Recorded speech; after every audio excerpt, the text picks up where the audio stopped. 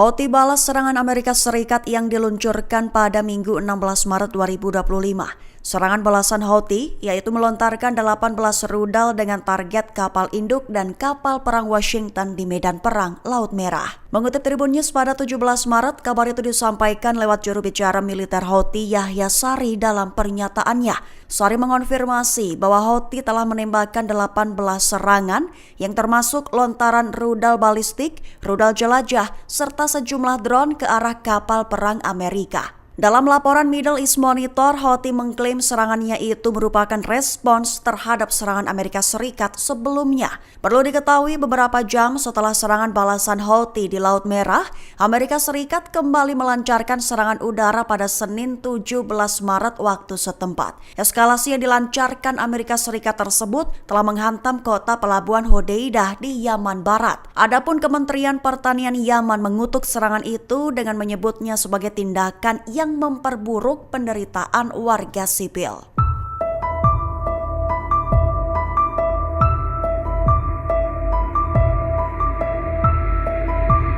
Panglima Korps Garda Revolusi Islam atau IRGC Iran, Mayor Jenderal Hossein Salami beri peringatan keras terhadap Amerika Serikat serta sekutunya. Memperingatkan bahwa segala ancaman terhadap negara Iran akan mengundang respons yang sangat menghancurkan. Mengutip Tribun News pada 17 Maret, peringatan itu disampaikan oleh Salami dalam pernyataan resminya baru-baru ini. Lebih tepatnya, Salami memperingatkan semua musuh bahwa setiap ancaman yang dilakukan terhadap Iran akan mengundang reaksi keras, tegas, dan menghancurkan. Iran diklaimnya akan secara terbuka menerima tanggung jawab atas tindakan apapun yang diambil dimanapun dan kapanpun. Menekankan bahwa Iran tidak memiliki peran apapun dalam menetapkan kebijakan nasional faksi manapun dalam front perlawanan, termasuk gerakan Ansarallah Houthi di Yaman. Adapun komentar Salami tersebut muncul setelah eskalasi terbaru ancaman Amerika Serikat terhadap Teheran beberapa waktu lalu.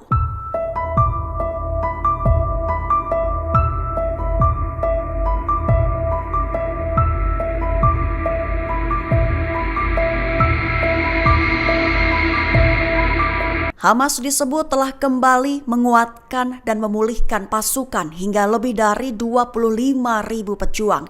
Dengan berpegang informasi itu, Israel disebut akan beresiko gagal mencapai tujuan perang di jalur Gaza. Mengutip Tribun News pada 17 Maret, hal itu diutarakan oleh sekelompok anggota Knesset Israel mengatakan pada 16 Maret 2025 waktu setempat. Lebih tepatnya, Israel telah diberitahu oleh sumber terpercaya mereka bahwa kekuatan militer Hamas dan Jihad Islam Palestina telah dipulihkan. Sehingga Hamas diklaim telah memiliki lebih dari 25.000 pejuang dan Jihad Islam memiliki lebih dari 5.000 pejuang bersenjata. Dengan begitu, anggota Knesset menyerukan sidang komite mendesak dengan partisipasi Perdana Menteri Benjamin Netanyahu dan Menteri Perang Israel Katz. Mereka menekankan kegagalan Israel untuk memenuhi tujuan perang dan memulangkan tawanan Israel dari Gaza. Mengingat dalam sebulan terakhir, pemerintah Israel belum memenuhi tanggung jawabnya sebagai panglima tertinggi IDF, serta disebut tidak memajukan tujuan perang untuk mengembalikan mereka yang diculik dan menghancurkan kekuatan militer dan pemerintahan Hamas.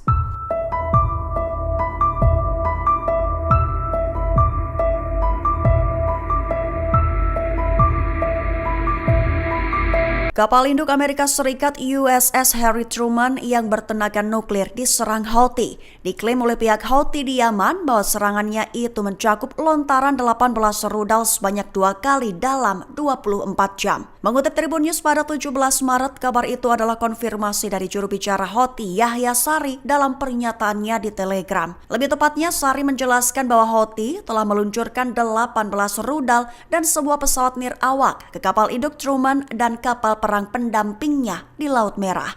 Beberapa jam kemudian dari serangan pertama, mereka mengklaim telah menembakkan rudal kedua. Tidak ada pernyataan resmi dari pihak Amerika Serikat mengenai klaim serangan Houthi tersebut. Namun seorang pejabat Amerika Serikat yang tidak mau disebutkan namanya mengonfirmasi bahwa Houthi memang menembakkan drone dan setidaknya 1 rudal dalam serangan pertama mereka. Menurut pejabat itu, serangan dimulai sekira tengah malam waktu setempat pada Sabtu Minggu di Yaman. Adapun Sari menekankan bahwa serangan mereka itu merupakan balasan atas agresi Amerika Serikat yang terus berlanjut terhadap Yaman sebelumnya.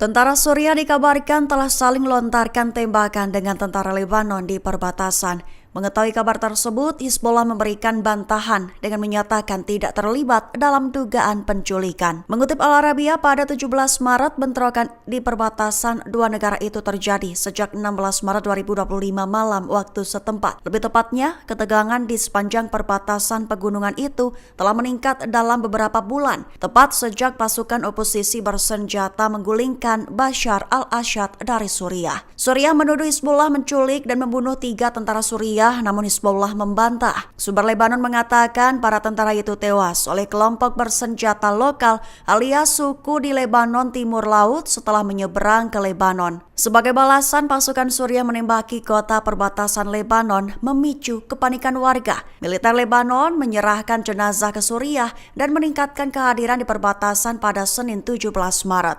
Kontak antar militer kedua negara terus berlangsung. Suriah mengirim bala bantuan dan tank ke perbatasan untuk mencegah pelanggaran lebih lanjut.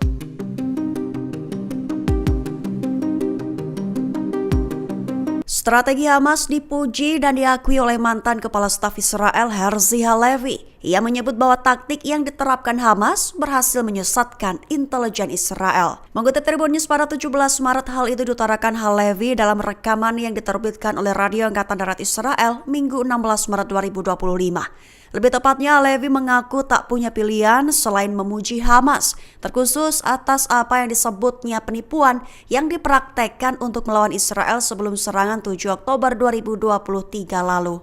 Dijelaskan olehnya bahwa mereka telah menggunakan kerusuhan Hamas dan fokus pada masalah kemanusiaan, terlebih untuk menidurkan pasukan Israel ke dalam kepuasan dan mempersiapkan serangan kala itu, sehingga Hamas diklaimnya berhasil. Adapun kerusuhan yang dimaksud adalah mengacu pada protes Palestina di tahun-tahun sebelumnya di dekat pagar yang memisahkan Gaza dari Israel.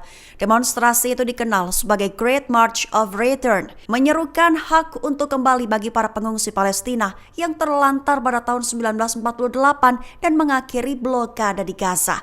Diakui oleh Halevi bahwa dalam semua pelatihan militer yang Israel lakukan dan semua diskusi yang diselenggarakan, Israel tidak pernah membayangkan bahkan 5% dari apa yang terjadi pada 7 Oktober alias Operasi Banjir Al-Aqsa. Mengenang 22 tahun kematian Rachel Corrie yang tewas dilindas bulldozer Israel di Gaza. Sebagai informasi, Corrie lahir pada 10 April 1979 dan ia dikenal atas perjuangannya untuk keadilan. Dokumentasi dan tulisannya tentang pelanggaran hak asasi manusia masih terus menginspirasi aktivis di seluruh dunia. Mengutip Palestine Chronicle pada 17 Maret, pada 16 Maret 2003 silam, aktivis perdamaian Amerika Rachel Corrie tewas terlindas bulldozer Israel. Insiden itu tepat saat Corrie mencoba menghentikan pembongkaran rumah Palestina di Rafah, Gaza. Kala itu Corrie bertindak sebagai perisai manusia, namun pengemudi bulldozer tetap melaju dan menabraknya. Israel mengklaim insiden itu sebagai kecelakaan dan membebaskan operator bulldozer dari kesalahan. Keluarga Corrie pun diketahui menempuh jalur hukum, tapi pada 2012 pengadilan Israel membebaskan negara dari tanggung jawab tersebut.